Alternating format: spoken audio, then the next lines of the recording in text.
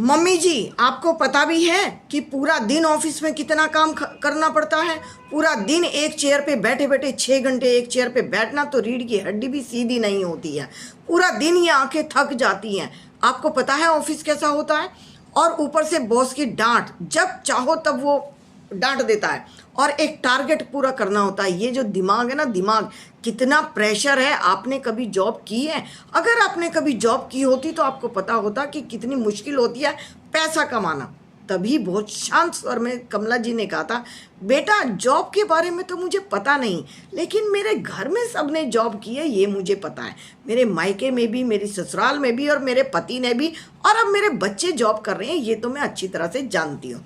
मेरे साथ बातचीत भी करते हैं, लेकिन इतनी बदतमीजी से तो मेरे से कभी किसी ने बात नहीं की है। आपकी जॉब हो, आप अच्छी तरह से जानती हो। तब मम्मी जी, आपको पता है बॉस कैसे बात करता है? और मैं मन महसूस कर रह जाती हूँ। मैं चाहती हूँ कि मैं उसे जवाब दूँ, लेकिन मैं उसे जवाब नहीं दे पाती हूँ। क्यों? क्योंकि वहाँ मेरी नौकरी है, वहाँ मेरी सैलरी है।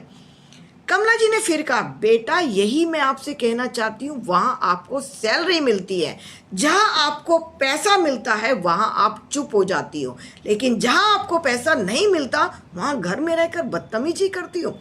आप घर में हो इसलिए बदतमीजी चल रही है, क्योंकि यहाँ आपको रिटर्न में पैसा नहीं मिलेगा। बॉस के सामने आप क्यों चुप हो जाती है, जरा बताओ तो? क्यों? क्योंकि वहाँ आपकी नौकरी है। 1 सेकंड में प्राइवेट नौकरी चली जाती है, आप अच्छी तरह जानती हो। गवर्नमेंट जॉब नहीं है ना कि आपको सालों साल लग जाएंगे मुकदमा करते करते। आप प्राइवेट जॉब में हो, अच्छी तरह जानती हो, लेकिन घर में आज क्यों चीख चिल्ला रही हो समझ में नहीं आया। तो आज आप मेरी एक बात सुनो, मैं आपको एक छोटी सी बात सुनाती हूँ। एक जंगल में एक शेर था और शेर बीमार हो चला था। शेर के अंदर शरीर से बदबू आ रही थी, क्योंकि शेर, उसने ना खाना खाया था ना पानी पिया था, और वो चलने लायक नहीं था, और वो पानी में भी नहाया नहीं था। उसके अंदर से बदबू आ रही थी।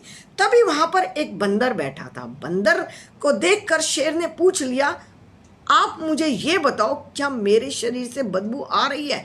अब बंदर ने मन ही मन सोचा कि अगर मैंने कह दिया कि शेर के शरीर से बदबू आ रही है तो ये मुझे मार देगा।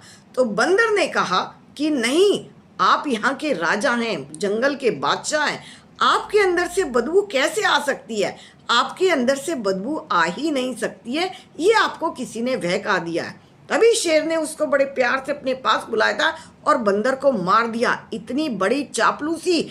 मैं तेरे से ये जानना चाहता था, क्या मेरे शरीर से बदबू आ रही है? तूने चापलूसी की, तूने अच्छा नहीं किया।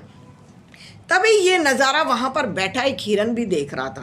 तभी शेर ने फिर हिरन से कहा, इधर आओ और मुझे ये बताओ, क्या मेरे शरीर से बदबू आ रही है? तो हिरन समझ चुका था, अभी अभी उसने बंदर का हाल देखा था। उसने कहा, महाराज ऐसे कैसे हो सकता है कि आपके शरीर से बदबू ना आए?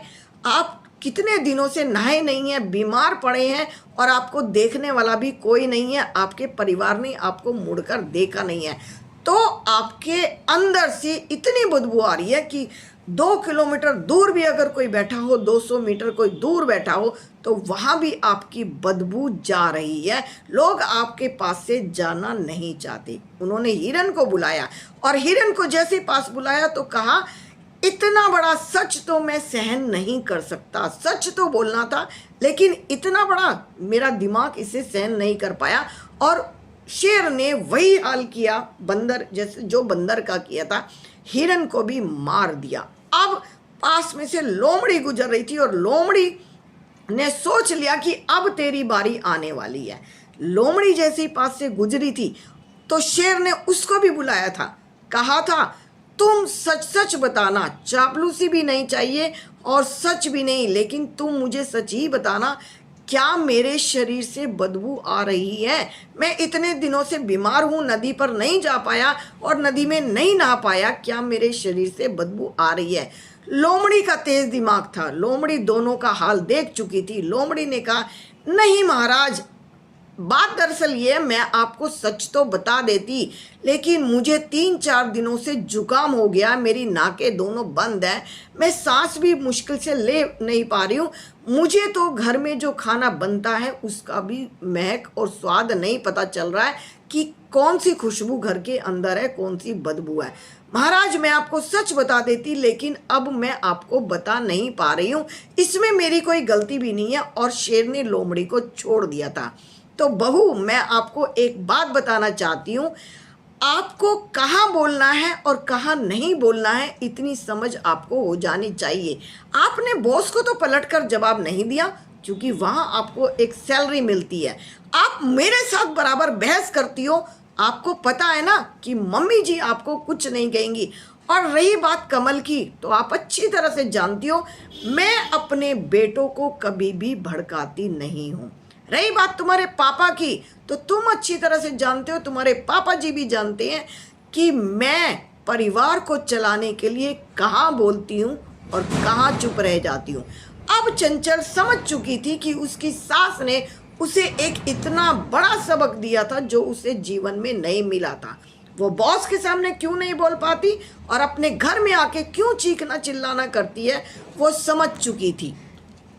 और बहुत ही सरल स्वभाव में कमला जी ने अपनी बहू को एक सीख दे दी थी कि बेटा मौन रहना सबसे ज़्यादा जरूरी है।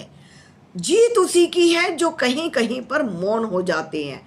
मौन में सबसे बड़ी ताकत है। बड़ी बड़ी समस्याओं का जो समाधान कोई नहीं कर पाता, वो मौन कर पाता है। चुप रह जाना कई जगह अच्छा होता है। हर जगह सच बोलने वाला भी पकड़ में आ जाता है और हर जगह झूठ बोलने वाला भी पछता जाता है। तो आपको कहाँ पर मौन रहना है और कहाँ पर नहीं रहना है, आप इस बात को समझ लीजिए, कहकर कमला जी ने एक बहुत अच्छा सबक अपनी बहू चंचल को दे दिया था।